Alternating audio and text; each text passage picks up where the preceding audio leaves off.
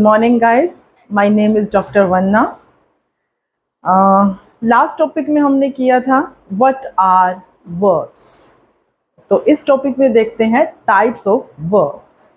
Types of verbs बहुत सारे थे, लेकिन आज जो हम करने वाले हैं वो है ट्रांजिटिव और intransitive verb, because it is very important topic जो बच्चों को आना चाहिए कि ट्रांजिटिव वर्ब क्या होती हैं और इंट्रांजिटिव वर्ब क्या होती हैं। तो लेट्स स्टार्ट। ट्रांजिटिव और इंट्रांजिटिव वर्ब, पहले हम पिछली बार का थोड़ा सा रिवाइज कर लेते हैं। वर्ब्स देखिए, एग्जाम्पल है राकेश इज प्लेइंग फुटबॉल। तो राकेश इज प्लेइंग फुटबॉल। तो अब इसमें हमारी वर्ब क्या है? वर्ब मीन्स एन एक्शन, कोई काम हो रहा होता है, तो दैट इज वर्ब। जिस वर्ड से हमें ये पता चले कि ये काम हो रहा है वो क्या होती है? हमारी वर्ब होती है। तो अब इसमें देखिए, राकेश इज प्लेइंग फुटबॉल। तो जो राकेश है वो क्या है? हमारा सब्जेक्ट। सब्जेक्ट यानी कि जो काम करता है। उसके बाद इज हमारी क्या है? Helping verb. प्लेइंग हमारी क्या है? Main verb. ठीक है ना, एक हेल्पिंग वर्ब होती है और एक मेन वर्ब। तो हेल्पिंग वर्ब जो होती है वो हमें टेंस बताने में मदद करती है, और जो मेन वर्ब होती है वो एक्शन को शो करती है। तो इसमें जो हमारी मेन वर्ब है वो क्या है? प्ले। उसके बाद देखिए फुटबॉल। फुटबॉल क्या है? हमारा ऑब्जेक्ट है। क्लियर? यानी कि राकेश इज प्लेइंग, राकेश खेल रहा है। अब राकेश इज प्लेइंग, क्या खेल रहा है? फुटबॉल। तो फुटबॉल क्या है? हमारा ऑब्जेक्ट है। ओके, तो let's start. Transitive verb. Transitive verb, action that have a direct object to receive that action.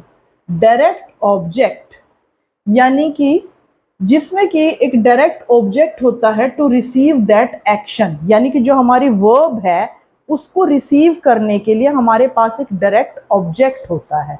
तो वो जो वर्ब होती हैं वो होती हैं ट्रांजिटिव वर्ब। यानी कि जब वर्ब के साथ ऑब्जेक्ट होता है उसको रिसीव करने के लिए, तो that is transitive verb.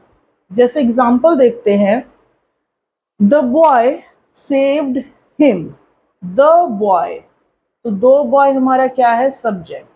Saved हमारा क्या है? वर्ब। तो द बॉय सेव्ड, लड़के ने सेव्ड बचा लिया। अब लड़के ने सेव्ड बचा लिया किसको? हिम। तो यहां पर हमें क्या मिल रहा है? डायरेक्ट ऑब्जेक्ट मिल रहा है। तो इट इज क्या है? हमारी transitive verb. Clear to you? यानी कि जब एक्शन को रिसीव करने के लिए हमारे पास कोई डायरेक्ट ऑब्जेक्ट होता है, यानी कि तो वो हमारी क्या होती है? ट्रांजिटिव वर्ब होती है। एक और एग्जांपल देखते हैं, she crossed the street. She crossed the street. She क्या है? हमारा सब्जेक्ट है। क्रॉस्ड हमारी वर्ब है। शी क्रॉस्ड, तो उसने पार किया। क्या पार किया उसने? The street. तो द स्ट्रीट हमारा क्या है? ऑब्जेक्ट। ठीक है, तो वर्ब को क्या मिल रहा है? डायरेक्ट ऑब्जेक्ट मिल रहा है। तो ये भी हमारी क्या है? ट्रांजिटिव वर्ब है।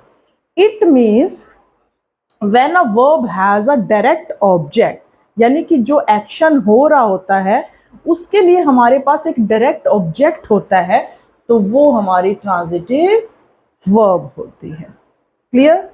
नेक्स्ट देखते हैं intransitive verb. Intransitive verb, action that doesn't have a direct object to receive that action. यानी कि जो एक्शन, जो वर्ब हुई है उसके पास doesn't have and direct object, यानी कि ऑब्जेक्ट ना हो, तो वो होती है हमारी intransitive verb. इन शॉर्ट में हम इसको ऐसे याद कर सकते हैं कि जिस वर्ब के पास ऑब्जेक्ट होता है तो वो ट्रांजिटिव वर्ब है, और जिस वर्ब के पास ऑब्जेक्ट नहीं है तो वो इंट्रांजिटिव वर्ब है। एग्जाम्पल देखते हैं, जैसे वी फेल्ड। तो वी फेल्ड, फेल्ड क्या है, हमारी वर्ब है, हम फेल हो गए, ठीक है। तो वर्ब जो हमारा एक्शन है उसको रिसीव करने के लिए देयर इज नो ऑब्जेक्ट, कोई ऑब्जेक्ट नहीं है, तो ये हमारी क्या है, इंट्रांजिटिव वर्ब। क्लियर।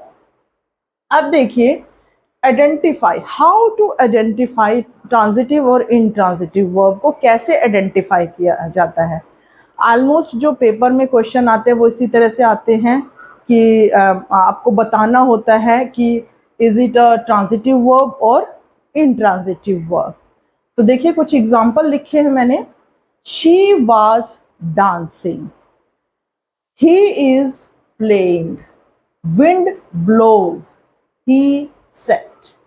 अब जब हमने इन सेंटेंस को पढ़ा, शी वाज डांसिंग, भाई वो डांस कर रही थी, तो ये सेंटेंस पढ़कर आपको क्या लग रहा है कि सेंटेंस क्या कर रहा है, एक कंप्लीट सेंस दे रहा है कि जो सेंटेंस है वो अपने आप में कंप्लीट है। She was dancing. Clear.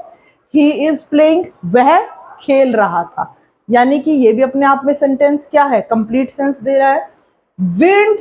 Wind blows, हवा बहती है, हवा चलती है, तो ये भी अपने आप में कंप्लीट सेंटेंस है।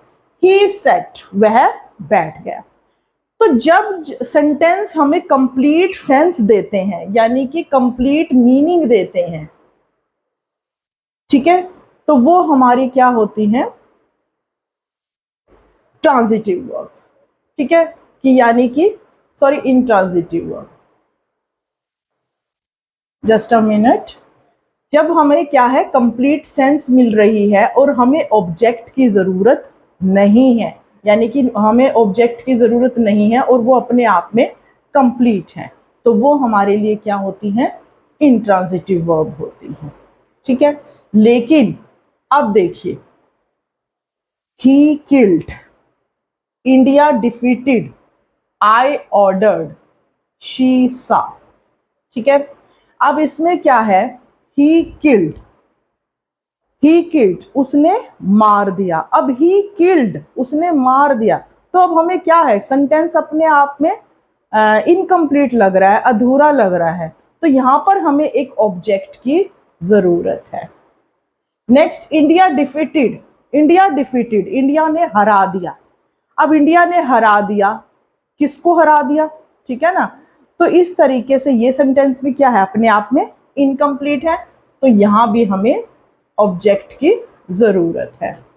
उसके बाद आई ऑर्डर्ड, मैंने ऑर्डर दिया, मैंने एक ऑर्डर किया, कुछ भी ऑर्डर किया, क्या ऑर्डर किया, तो ये सेंटेंस भी अपने आप में क्या है, कंप्लीट नहीं है, तो ये सेंटेंस भी इनकम्प्लीट है, इसको भी ऑब्जेक्ट की जरूरत है।